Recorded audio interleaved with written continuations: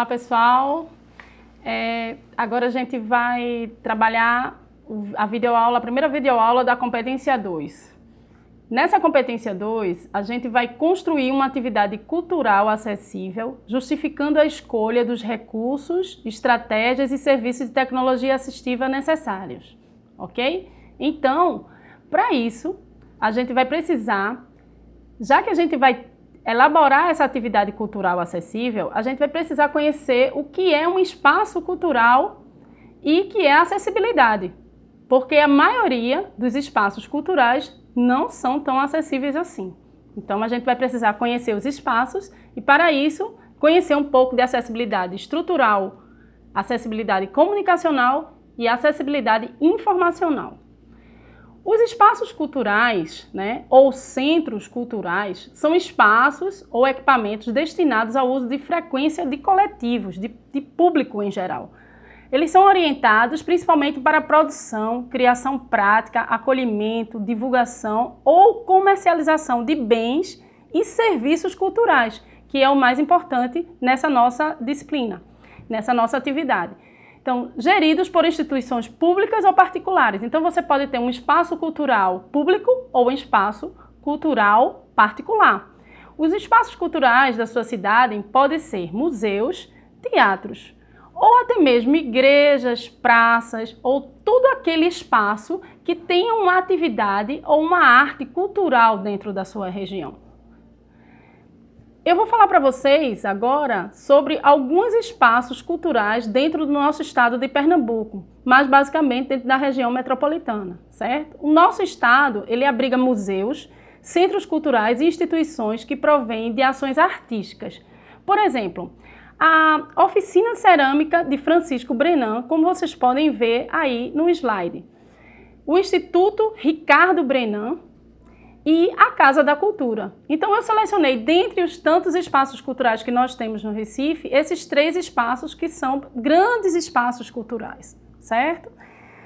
O Instituto Ricardo Brenan, como você pode ver aí nesse próximo slide, ele foi fundado pelo colecionador e empresário Ricardo Brenan. É de estilo medieval e é composto por 3 prédios. O primeiro prédio é o Museu do Castelo São João, depois tem a Pinacoteca e tem uma galeria. Para vocês que nunca tiveram a oportunidade, ou para vocês que já foram para esse espaço cultural, vocês podem conhecer lá armamentos e história, de nossa região, como quadros e pinturas regionais feitos por artistas internacionais, certo?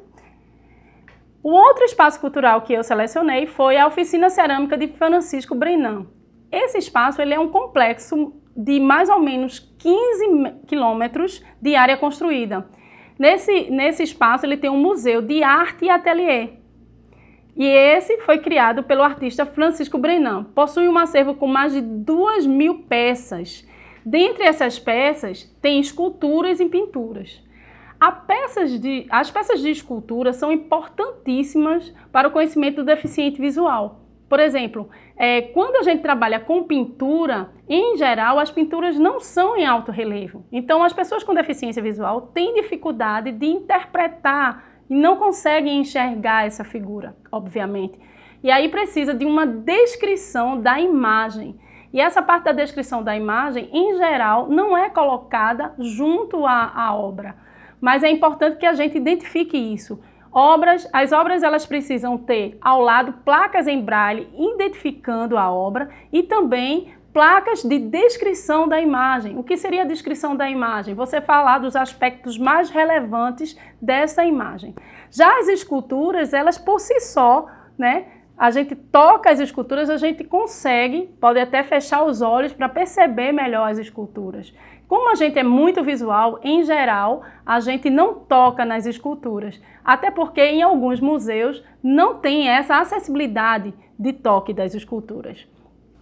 Além da Casa da Cultura, que é um espaço que é conhecido como um espaço de prisão, que antigamente era um presídio lá, e aí foi trabalhado e melhorado para colocar artesanatos, tem muitos artesãos, panos, obras, várias coisas lá.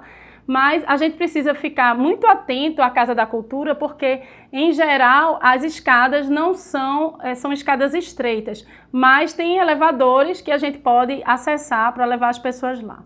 Eu coloquei outros espaços aqui, como o Museu do Homem do Nordeste, né, que está vinculado à Fundação Joaquim Nabuco, e é um museu antropológico que reúne acervo com cerca de mais de 15 mil peças. O museu antropológico, ele fala das características de um povo, né, da época, daquela região.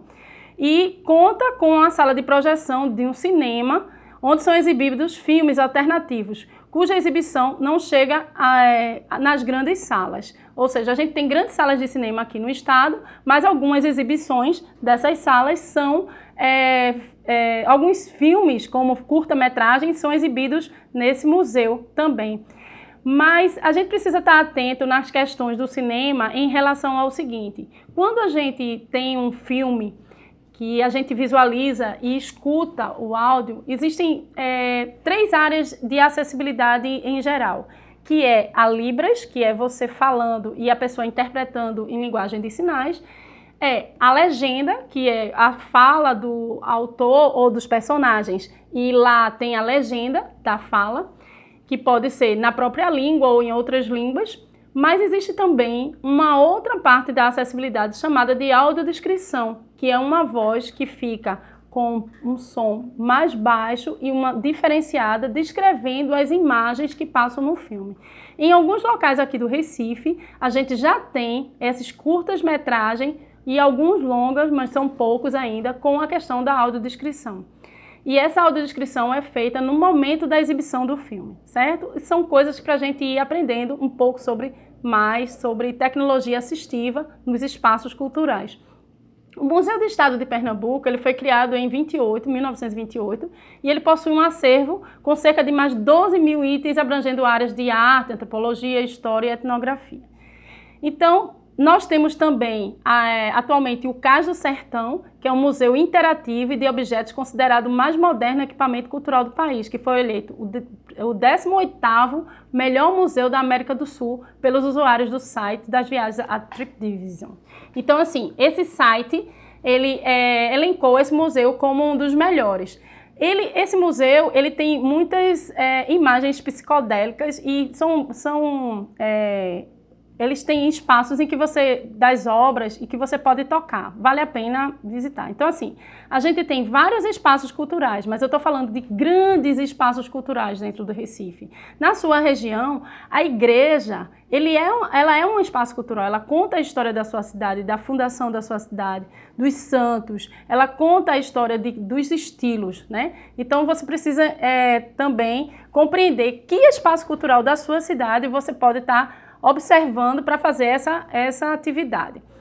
A gente precisa falar um pouquinho também sobre a questão da acessibilidade estrutural, comunicacional e informacional. A acessibilidade estrutural é aquela acessibilidade que, por exemplo, quando você chega num determinado local, você encontra uma escada e você está com um carrinho de bebê ou com uma pessoa em cadeira de rodas. E aí você não consegue subir com essa pessoa pela escada, obviamente. Então era necessário uma rampa. Então disso se trata a acessibilidade estrutural. A acessibilidade comunicacional, ela trata do seguinte: vamos supor que uma pessoa com deficiência auditiva, ela precise se comunicar com uma pessoa do espaço cultural. Então não tem um intérprete de Libras. Então ela se perde na questão da acessibilidade comunicacional. E a informacional é você ter, por exemplo, o que eu citei, uma imagem num quadro famosíssimo, mas que não tenha a descrição. Então, jamais o deficiente visual poderá se informar daquela informação do quadro, certo?